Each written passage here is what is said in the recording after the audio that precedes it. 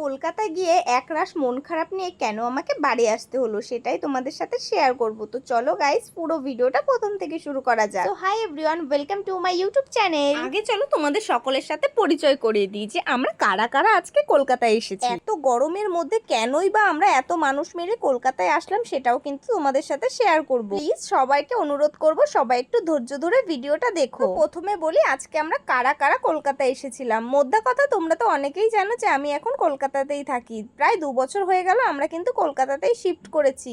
তো যাই হোক, মহারাজরা কিন্তু এসেছিল মসলন্দপুর স্টেশন থেকে, যেহেতু মহারাজদের বাড়ি মসলন্দপুরে, তার জন্য মহারাজরা কিন্তু মহারাজদের স্টেশন থেকেই, মানে কাছাকাছি যে স্টেশনটা সেটা থেকেই কিন্তু এসেছিল।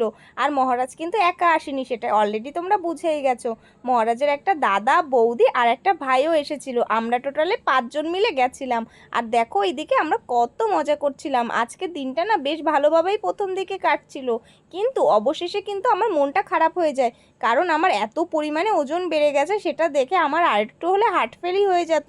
মানে 69 কেজি, মানে ভাবতে পারছো তোমরা, একটা মেয়ের যদি 22-23 বছর মেয়ের যদি 69 কেজি ওজন হয় তাহলে কিন্তু সেটা অনেকটাই ওজন হয়ে গেছে। আর তোমরা না আমাকে একটু সাজেশন দেবে আমি কিভাবে আমার ওয়েটটাকে লস করব। মানে আমি কোনোভাবেই আমার ওয়েটটাকে কিন্তু কমাতে পারছি না, যাই খাচ্ছি সেটাই গায়ে লেগে যাচ্ছে। কেন হচ্ছে এরকম বুঝতেই পারছি না। এদিকে দেখো মহারাজ কি পরিমাণে ছ্যাবলাচ্ছিল মেট্রোতে ওঠার আগেই। মহারাজ জানো কখনো কখনো এরকম ভাব দেখায় যে কি গম্ভীর, কি রুড, কি মানে বাজে, কিন্তু এক এক সময় এত ফানি হয়ে যায়, এত ভালো হয়ে যায়, এত ফ্রাঙ্কলি বা ফ্রেন্ডলি হয়ে যায়, বলার মতো না। আর এদিকে দেখো মহারাজ কিন্তু একটা ভীষণ পরিমাণে ভুল করে ফেলে। মানে আমরা নামবো এক্সপ্ল্যানেটে, কিন্তু ও টিকিট কেটেছে পার্ক স্ট্রিটে, আর সেটাই আমি বলছিলাম। আর এইদিকে দেখো আমি কি বলছিলাম বলো তো, প্রথমে ওইটা বললাম, তারপরে বলছি কি যে আমার ওজন যেহেতু বেড়ে গেছে তার জন্য চলন্ত সিঁড়ি থাকতেও কিন্তু আমরা যেটাই চলন্ত সিঁড়িটা বন্ধ আছে সেই সিঁড়িতেই কিন্তু উঠে তারপরে উপরে আসলাম। যাই হোক, তোমাদের সাথে যেটা বলছিলাম যে মহারাজ একটা ভুল করে ফেলেছিল, পার্ক স্ট্রিটের টিকিট কেটে ফেলেছে। যেহেতু আমরা এক্সপ্ল্যানেটে মানে পার্ক স্ট্রিটের আগের স্টেশনে নামবো তার জন্য কিন্তু আমাদের প্রবলেম হয়নি, কিন্তু আমরা যদি পার্ক স্ট্রিটের পরের স্টেশনে নামতাম তাহলে কিন্তু প্রবলেম হয়ে যেত, আমাদের হয়তো ফাইনও করতে হতে পারতো। এটা আমরা না বুঝতেই পারিনি, যেহেতু আমরা প্রথমই গেছিলাম। সরি, আমি প্রথম যাইনি, ওরা কিন্তু প্রথমই এসেছিল। যাই হোক, এবার দেখো আমরা গন্তব্যস্থানে, মানে আমরা যেই কারণে এখানে এসেছি সেই কারণের এখানে কিন্তু আমরা পৌঁছেও গেছি। মানে আমরা কিন্তু এসেছিলাম এখানে এই ফটো ফ্রেমগুলো কিনতে। মানে ভেবেছিলাম প্রচুর জিনিস কিনবো, কিন্তু সেরকম একটা কেনা হয়নি। কারণ কি বলো তো, আমরা যেতে যেতেই প্রচুর পরিমাণে বৃষ্টি শুরু হয়ে যায়। আর এখানে না আমরা প্রত্যেকে মিলে রোম্যান্সও করতে শুরু করি। মানে দাদা দিদিদের দেখে মহারাজেরও কেন জানি না প্রেম প্রেম ভাব চলে এসেছিল। তাই জন্য আমি ঘেমে গেছিলাম বলে আমার মুখটাও মুছিয়ে দিচ্ছিল। আর এইদিকে দেখো কাকু কিন্তু আমাদের প্যাকিং করতে, মানে যে সমস্ত জিনিস আমরা কিনেছি মানে ফটো ফ্রেম, সেগুলো কিন্তু প্যাকিং করতে শুরু করে দিয়েছে। আর অলরেডি কিন্তু আমরা সেগুলো নিয়ে বেরিয়েও পড়েছি।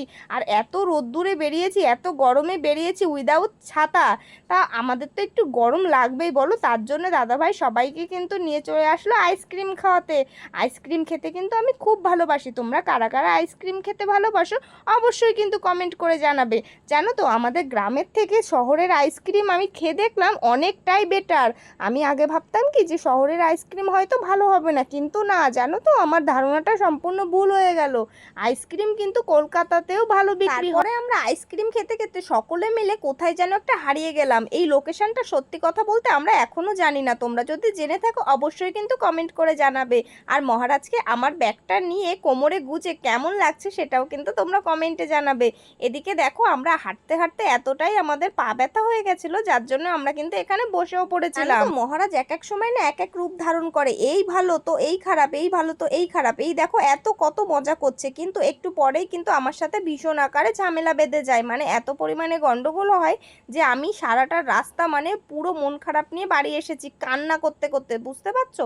দেখো এতটা সময় কিন্তু আমরা একসাথে রয়েছি, আর শেষ সময়টা যে এরকমভাবে কাটবে সত্যি আমরা কেউ ভাবতে পারিনি, মহারাজও ভাবতে পারিনি, আর আমি তো অনেক দূরের কথা। তো যাই হোক গাইস, দেখো এখন আমরা সকলে মিলে কিন্তু চলে এসেছি খাবার খেতে। আর এইদিকে মহারাজ আমাকে কিন্তু সকলের আগে মানে ও নিজে খাবার আগে কিন্তু সব সময় আমাকে খাইয়ে দেয়, আর সেটা দেখেও কিন্তু দাদা দিদিকেও খাইয়ে দিয়েছিল। বিষয়টা কিন্তু বেশ রোমান্টিক, তাই না? আর এদিকে দেখো মহারাজের কিন্তু খুব মন খারাপ হয়ে যায়, কারণ কেন বলো তো, ও আমার পাশে বসতে পারেনি, এই জন্য ওর মন খারাপ হয়ে গেছে। অবশ্য বিষয়টা ও আমাকে এখনো পর্যন্ত এই বিষয়ে কখনো কথা বলেনি, কিন্তু তবুও আমি যেহেতু ওর মুখ দেখলেই বুঝতে পারি, তার জন্য কিন্তু আমি বুঝতে পেরেছিলাম যে ও একটু মন খারাপ করেছে, যেহেতু আমি ওর পাশে বসিনি। তো যাই হোক গাইস, এখানে আমি আর শিনু বেশ কি একটা ব্যাপারে যেন কথা বলছিলাম। ও আচ্ছা আচ্ছা আচ্ছা, হ্যাঁ হ্যাঁ মনে পড়েছে, যে আমি কেন মহারাজকে নিজে না খেয়ে খাইয়ে দিলাম, মানে বিরিয়ানির কথা বলছি, বুঝতে পারছো তো? মানে আমি খেয়ে পাচ্ছিলাম না, এদিকে আমি বলছি আমি খেতে পারছি না, তাই মহারাজকে দিয়েছি।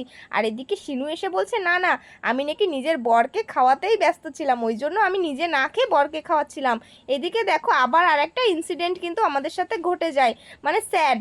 যাই হোক, অনেক দুঃখ সহকারে কিন্তু আমরা এখানে দাঁড়িয়েছিলাম এই রোদ্দুরের মধ্যে, আমাদের কোনোভাবেই কিন্তু বাড়ি আসতে পারছিলাম না। কারণ কি বলো তো, আমরা যেই বিরিয়ানিটা তোমরা দেখতে পেলে যে একটু আগে আমরা এত মানুষ মিলে খেলাম, সেই বিরিয়ানিটার না আমরা টাকাই দিতে পারছিলাম না। কারণ কি, এখানে কোনো অনলাইন ট্রানজাকশন করা যাচ্ছিল না, আর অফলাইন যে করব, অফলাইনে কিন্তু কারোর কাছে ক্যাশ ছিল না।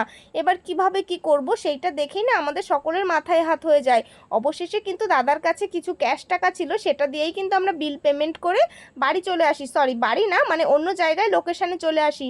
আর দেখতেই পাচ্ছ এখন কিন্তু আমরা রয়েছি প্রিন্সেপ ঘাটে, আর এখানে কিন্তু অনেক মাসিরা সকলকে আশীর্বাদ করছিল, আর আমাদের কিন্তু এই মাসিটা এসে আশীর্বাদ করছিল, আর আশীর্বাদ করার সাথে সাথেই কিন্তু মহারাজ ওনাকে দক্ষিণা টাইপসের কিছু একটা দিয়ে দেয়। তো যাই হোক, দেখো আমার ভিডিওটা অলমোস্ট কিন্তু শেষের পথে চলে এসেছে। কেমন তোমাদের ভিডিওটা লাগছে অবশ্যই কিন্তু কমেন্ট করে জানাবে।